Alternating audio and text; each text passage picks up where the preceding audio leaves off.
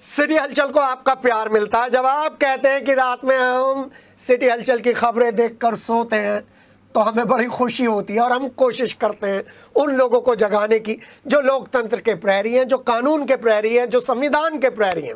तो इसलिए निष्पक्ष चुनावी विश्लेषण की ये चौथी कड़ी है।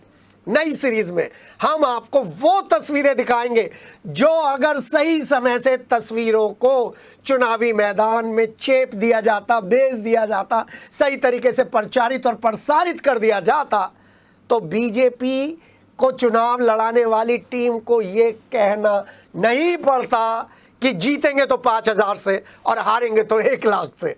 अगर पश्चिमी उत्तर प्रदेश में 16 सीटों को देखा जाए तो 16 सीटों में मेरठ की सीट इकलौती ऐसी सीट थी जिस पर प्रधानमंत्री की पसंद का प्रत्याशी, जन जन में पूजा जाने वाला प्रत्याशी, राम का किरदार भारतीय सनातन परंपरा में सबसे बड़ा है, उस किरदार को निभाने वाला प्रत्याशी मेरठ की क्रांति धरा से खड़ा था।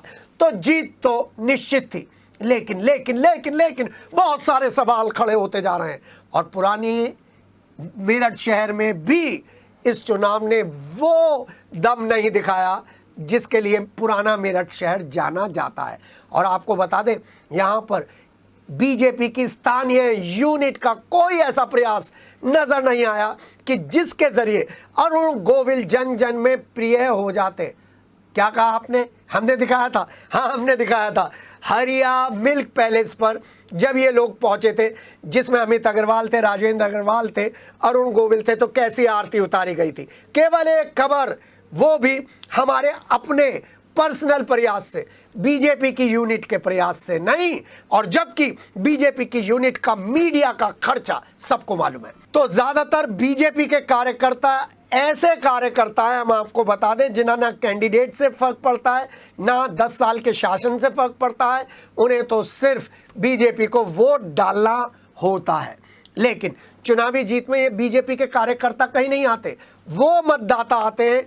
वो मतदाता इंपॉर्टेंट रोल प्ले करते हैं जो कैंडिडेट की और पार्टी की प्राथमिकताओं को ध्यान से सुनते हैं, समझते हैं, उसका पर्सनल रिपोर्ट कार्ड देखते हैं। अगर ये तस्वीरें बीजेपी चुनावी प्रबंधन में सही तरीके से, सही समय पर और प्रबंधन के जरिए प्रचार और प्रसार कर देता तो लोगों को ये नहीं कहना पड़ता कि जीत 5,000 से होगी और हार 1 लाख से होगी।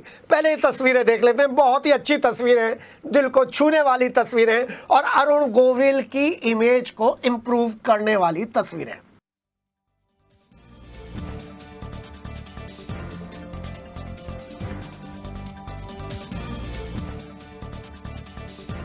तो आप देख रहे हैं ना अरुण गोविल को, आप इन तस्वीरों में जहां वो पानी के बताशे भी खा रहे हैं, समर्थकों के बीच में भी है, जमीन पर भी हैं। और ये तस्वीरें सुभाष बाजार की, अशोक के लाट के पास की उस फेमस दुकान पे हैं जिसमें पूरा मेरठ पानी के बताशे खाने आता है। वहां पर ये अरुण गोविल तस्वीरें खिंचवा रहे थे। अरुण गोविल तस्वीरें नहीं खिंचवा रहे थे, बीजेपी भी तस्वीर नहीं खींच रही थी, ना उनका मीडिया तंत्र तस्वीरें खींच रहा था, बल्कि वो लोग तस्वीरें खींच रहे थे जिन लोगों को बीजेपी से, अरुण गोविल से प्यार था। हरिया मिल्क पैलेस पर भी ऐसी तस्वीरें हमने दिखाई हैं।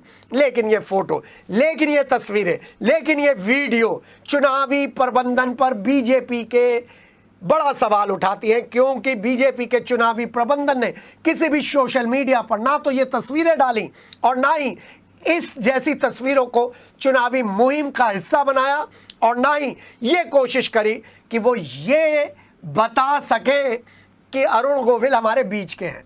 क्यों क्यों क्यों?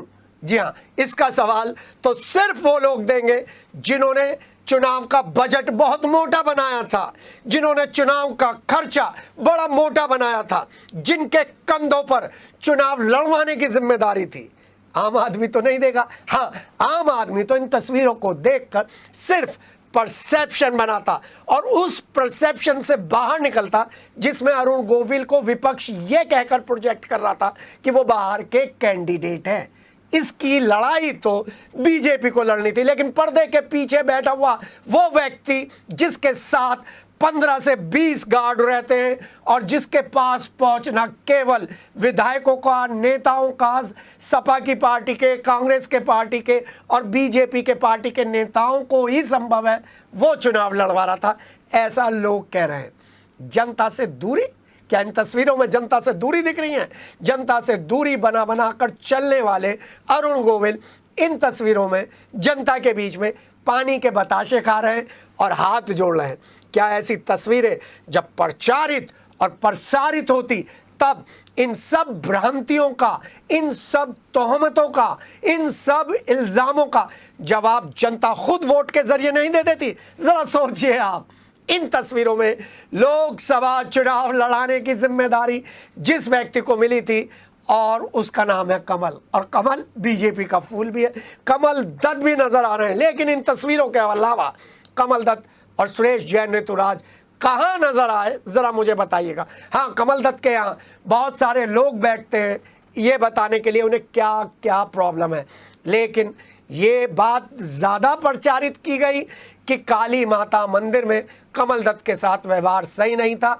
ये तस्वीर प्रचारित नहीं की गई कि कमल दत्त के साथ अरुण गोविल पानी के बताशे खा रहे हैं और कमल दत्त उन्हें पुराने मेरठ के दर्शन करा रहे हैं।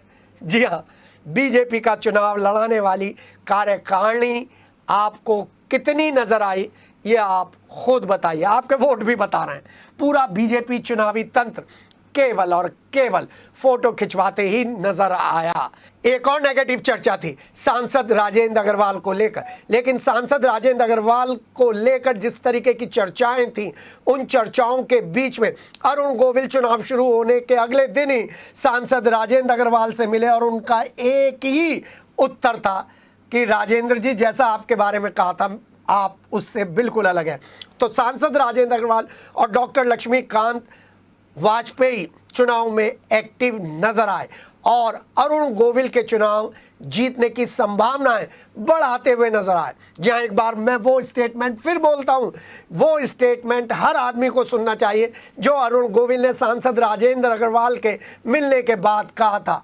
लोग गलत कह रहे थे, आप बहुत अच्छे आदमी हैं, और इस बात का मान रखते हुए सांसद राजेंद्र अग्रवाल भी चुनावी सभाओं में एक्टिव थे, अमित अग्रवाल भी एक्टिव थे। और हाँ, इस चुनावी विश्लेषण में वो तस्वीरें भी बड़े मायने रखती हैं जिसमें डॉक्टर लक्ष्मीकांत वाजपेयी, एमएलसी धर्मेंद्र भारद्वाज अपने कार्यकर्ताओं के पीछे स्कूटर पर, मोटरसाइकिल पर बैठे हैं। वो तस्वीर भी मायने रखती है जिसमें मुख्यमंत्री योगी आदित्यनाथ के साथ डॉक्टर लक्ष्मीकांत वाजपेयी हैं। वो तस्वीर भी मायने रखती है जिसमें अरुण गोविल के साथ राजेंद्र अग्रवाल और अमित अग्रवाल भी हैं।